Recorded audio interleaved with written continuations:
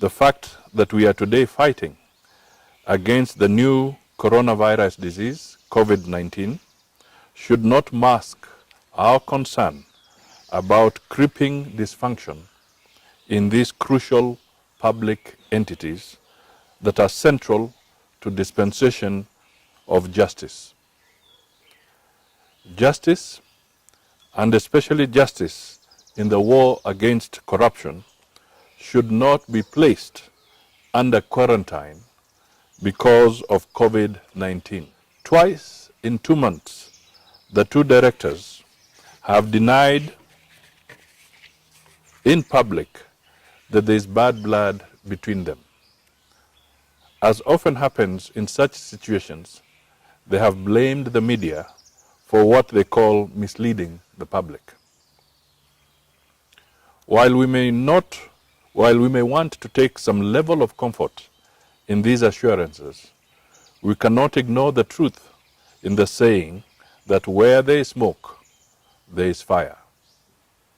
It is impossible that the entire media fraternity in the country could conspire to peddle falsehoods on a matter of such critical importance as the relationship between the two topmost officials in the two main institutions charged with fighting crime in the country. As a country, we need to get to the bottom of what ails relations between the two institutions before they become the graveyard of criminal justice in the country. We cannot afford to be the country in which investigations disappear quietly and inconclusively between the DCI and the DPP, just because the two officers are not able to work together. The entire spectrum of the war against crime, and especially that against corruption, is dangerously under threat. When those charged with the responsibility of fighting crime begin fighting each other instead of fighting crime. We at ANC have the confusing experience of a matter under investigation stalling somewhere for more than 1 year now between the DCI and DPP. Together with the Ethics and Anti-Corruption Commission, EACC, the DPP and DCI have the multi-agency team, MAT, as a joint clearinghouse that should be used to nip in the bud any potential misunderstandings. It appears that this joint forum is not being used. That is why friction between the DCI and the DPP keeps spilling into public space. In the interest of sustained stability in criminal justice, the appointing authority needs to probe into the recurrent conflict between the two leaders. The appointing authority needs to call them to order once and for all. He also needs to probe the source of these differences and ensure that they are definitively put to rest.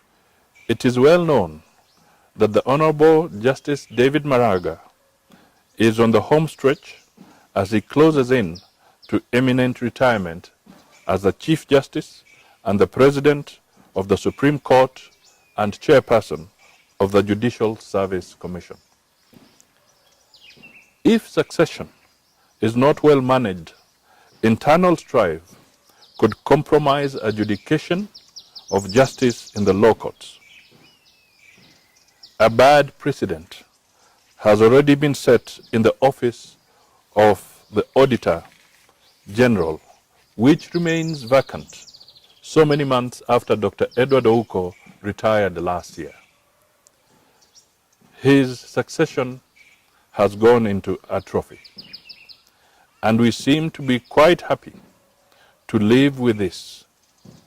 Needless to say, the continued vacancy of that office has been good for corruption, both in the county governments and in the national government. If we put the wrangling between the DPP and the DCI together with succession issues in the Auditor General's office, and now the looming trouble of succession in the judiciary, we see a most frightening picture in the fight against corruption in government.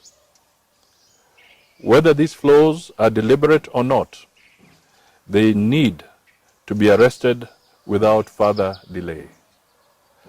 The succession process in the judiciary calls for urgent attention, just as the delayed appointment of a new Auditor General and the sorting out of the tiff between the DCI and the DPP. We seem to have accepted to live with a lack of movement in the effort last year to appoint 41 judges. The matter remains curiously in limbo, despite the fact that the country is in urgent need for these judges.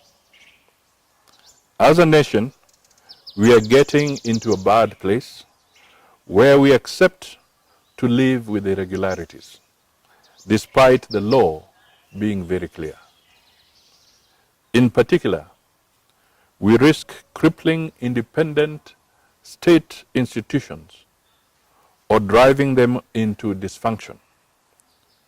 We need to jolt the institutions of the DCI, the DPP, the Auditor General's office, and the judiciary back into profiles that imbue us with confidence in the war against corruption.